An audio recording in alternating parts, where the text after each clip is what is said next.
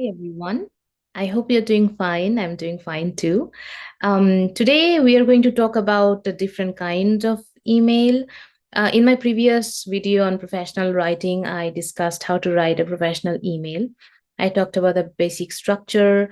I also shared some etiquettes that you may follow while writing this professional email.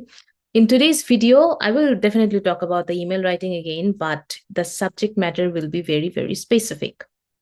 Now, when you apply to different US universities, you must have three recommenders ready who will be writing letters of recommendation for you, and who will be verifying and validate you as a very good applicant for the program. Now, you have to make sure that they write it very well. They get every information that they should be addressing, and you need to provide that information.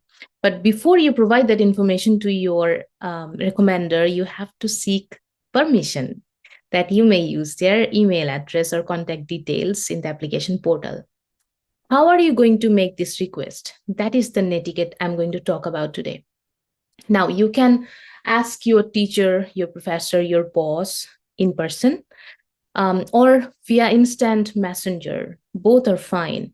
But at the same time, they might not know what you are doing in your life currently and the university or the graduate program that you're applying to. So there will be a gap of information if you, approach your teacher in person or maybe via instant messenger.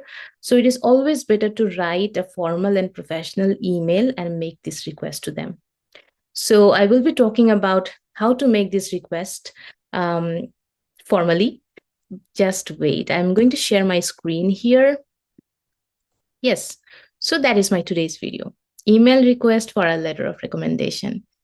Let's talk about what is a letter of recommendation. It's basically a very brief or sometimes detailed letter that expresses someone's confidence in your abilities, your skills, your knowledge, your experiences, and also expertise. That means your recommenders will be investing their time, their energy, their words to validate you, to verify you as a very good applicant for the program. So it's very crucial that you always ask them before you use their email address. So before you supply any contact information of your recommender to the company or institution you're applying to, make sure your recommender knows about it. So make a request beforehand. Email them. Email is the best way to have this sort of professional correspondence. Now, who can write a recommendation letter for you? Your professor can write, your teacher, former colleague, your present colleague, your employer, but the family members cannot write it for you. Your family members may have been holding those sort of professional positions, but at the same time, since they are your family members, they might have some sort of implicit or explicit bias, and that's why they cannot write any recommendation letters for you. That's important, okay? Now, why are you making this request? Many companies ask applicants to supply one or more recommendation letters. The universities ask for three letters of recommendation.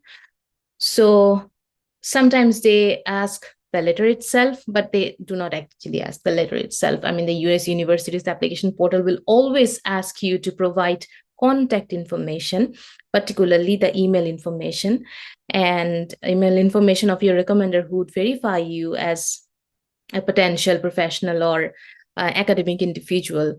So that is why you are making this request, to make it formal. You are making this request to make it valid, authentic, and ethical.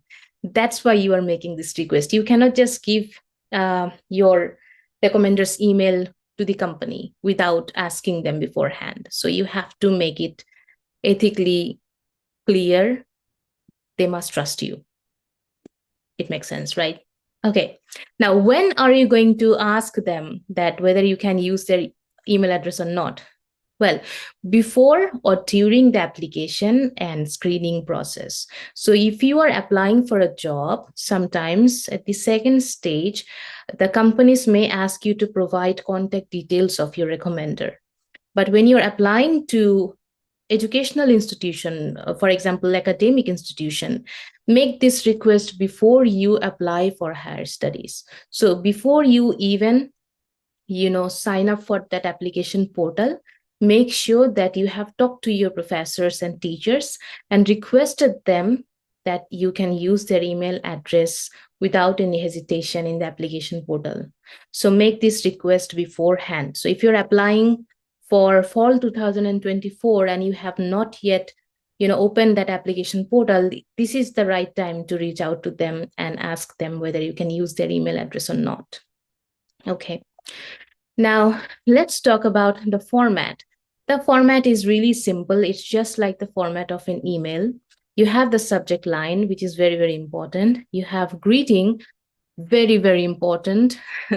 You have the opening paragraph, the body paragraphs, concluding paragraphs, closing signature, and one additional thing, and that is attachment. So you must attach some sort of informative document, for example, your CV, the university, the graduate program, the flyer, or something that will give them very detailed and in-depth idea about what they are writing for. Okay, now let's talk about the structure in detail. In the subject line, you have to choose very precise and clear subject. For example, you can write requesting a letter for recommendation for graduate program, maybe for PhD program, maybe for master's program. So you have to be very specific about that.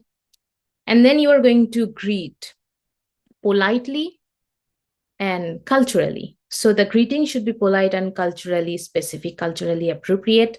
So if you are writing to your Bangladeshi teacher, the Bangladeshi cultural context will ask you to write, "Dear Sir." If you're writing from, American convention, then it's "Dear Miss Banu." It's me. If you're my Bangladeshi student watching me right now, please write, "Dear Madam." I missed that. Okay. In the opening paragraph, what you're going to do, similarly, as I talked about it in the email, is the same. Start with a goodwill. Write that, hope this email finds you well. Hope you had a great weekend. And then you introduce yourself. So I have also provided some sort of sample framing here. For example, I have written, I am Jainab. I had the privilege of attending one of your courses during my undergraduate program at ULab. So if you are not familiar with my previous academic background, I studied English literature and cultural studies at ULab, University of Liberal Arts, Bangladesh. So after you start with a goodwill, you introduce yourself in relation to your recipient. So why your recipient would know you, provide information. And then clearly state your purpose of writing in the opening paragraph. Consider this particular line as a thesis statement of a paragraph, maybe. So you write like this. Please do not copy and paste what I have written. Write it, individualize it, and then just personalize it. So I have written, I am writing to formally request your assistance in providing a letter of recommendation as part of my application to the graduate program at NDSU. I have greatly valued your teaching and guidance, and I believe your perspective would be a valuable addition to my application. If you are willing to write a recommendation letter on my behalf, I would be truly grateful. So that's your purpose. It is clearly stated. And you have also given some sort of values to your recipient, which is very, very important. Why would they invest their time on you? Because they're valuable and you acknowledge the fact, right? Now, moving on to the next paragraph, that is the first body paragraph. In the first body paragraphs, you need to mention these 2 points, and I have also provided sample framing here. So first of all, trigger a recallable memory you might have with your recipient. You should provide some sort of information that will help them recall you in your stay in the previous academic institution. And then be sure to write about the nature of opportunities you are pursuing. The nature of opportunity is very, very important so that your recommender understands the gravity of the opportunity that you are looking for. Sample framing. You can trigger the recallable memory like this. As you may recall, I had the privilege of taking your English 450 course in the fall 2012. Your teaching of gender theories left a lasting impression on me. It was your class that ignited my passion for this field. Okay, so you have referred to the course and also the semester and how the course shaped you and your thought process to pursue the further opportunity.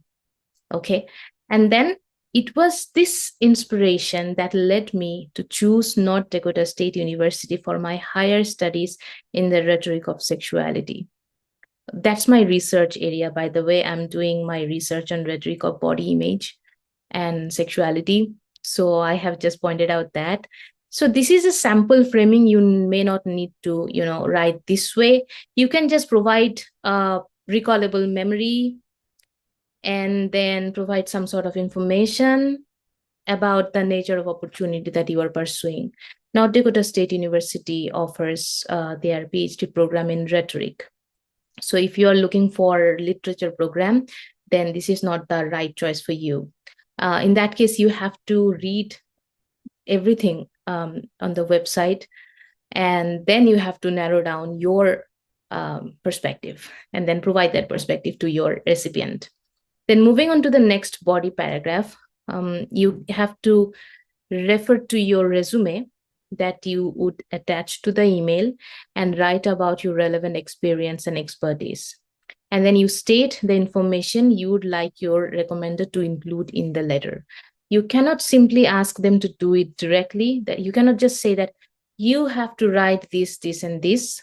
That is absolutely no. It's very impolite. What you may do, this is a sample framing. My enclosed resume, I am writing enclosed because in my email, I will be attaching my resume, right? So my enclosed resume includes my academic and professional experiences, the skills I have developed, and the trainings I have attended thus far. That means I'm talking about my professional experience, my academic skill, and also the trainings that helped me become who I am today. Then I'm writing, I am proud to have published 3 research articles in reputable academic journals in our country. In my case, before coming to the US, I had 7 published articles. So this is just an example. After coming to the US, I'm very fortunate that some more articles got published in the process. And I really, really appreciate Bangladeshi journals. So I always send my articles to Bangladeshi journals because I appreciate them. I love my country. So I'm writing that additionally, as I am also applying for a teaching assistantship at NDSU, I believe my previous work experience as a university teacher will be a valuable asset. In this case, you can also be very specific about the university and also the courses that you are teaching. So if you have a teaching experience, if you have teaching experience at a primary level, you can also write about that. So that is basically the sample framing of the points that you need to mention in paragraph number 2, body paragraph number 2 and third paragraph, and that is your resume, your expertise, your academic skills, and your teaching experience. And then you move on to the third body paragraph, and then you provide enough information about how your recommender may send or submit this letter. Clearly mention the deadline and write politely and clearly. Since you are writing the deadline, you may not freak out, and you are also making this request 3 to 4 months before the deadline, and that is why mentioning the deadline is a very good idea. So the sample framing is my NDSU graduate school has set deadline for receiving recommendation letters by January 15, 2024. If you would be willing to provide a letter of recommendation on my behalf, may I kindly request your permission to include your email address and contact details in my application? Since I know about NDSU application process, so I know that the applicants need to provide the email address and contact information of the recommender in the application portal. So you're talking about the way that they can provide the letter of recommendation. And you're also clearly mentioning the deadline so that you and your professor do not freak out. That means give your recommender enough time to think about you and work on your recommendation letter. It is important. Always remember that they are very, very busy people and you are asking them to put their reputation on the line. So it is important to give them enough time so that they can also have a plan for you. All right. Now, this is the concluding paragraph, which is also important. Now, close your email very politely, just like you would always do. Thank your recipient and express your expectation confidently. You need to express your expectation. By that, I mean that, see the sample framing. I appreciate your time and effort in writing a letter of recommendation for me. I will keep you informed about my progress. Thank you for considering my request. Now, look at the first line. I appreciate your time and effort in writing a letter of recommendation for me. So, you are already thanking the person, even if they have not written any letter of recommendation for you, but you are thanking them beforehand. That means you are confident that your recipient will be writing a letter of recommendation for you. See the magic, you're very persuasive. Now, then close your email by writing your signature. You write warm regards or sincerely, and then you write your name. My name is Chainab, so I have written my name. Okay. Now, please remember these things. You are asking for this favor to some really, really busy individuals. They are really busy. That's why you are giving them so much importance because they are valuable people. They are very precious people in the knowledge making area, right? So stay ready for any negative or positive responses for them. They might say that, well, I'm very busy and I cannot write like a letter of recommendation for you. Maybe next time. You cannot ask them to write 10 letters of recommendation for you. That is a huge, huge thing to ask for. Even if your teacher is very fond of you, your teacher is very close to you, do not ask inhuman level of favor, right? Now, you are asking them to put their reputation on the line because they are going to write letters of recommendation for you. So someone who is validating you is also going to be judged, right? So it's very important for you to be polite and be very persuasive. Now, your recipients have forgotten you and your accomplishments. So take their memories, do not take their memories for granted. I mean, you should always send your resume.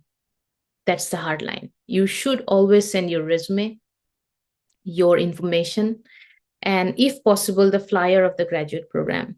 Do not forget to attach your resume because their memories may fade away, just like white smoke in the wind. And finally, write persuasively, maintain confidentiality. No matter how friendly your teacher is or has been to you throughout the life, the email is a very, very professional document. When you are writing it, stay professional. That's it. So what are you waiting for? If you're planning to apply for fall, coming when? Fall 2024, and it's already October 23. You have less time. So reach out to your teachers, write a polite and professional email, and request them for a letter of recommendation for you.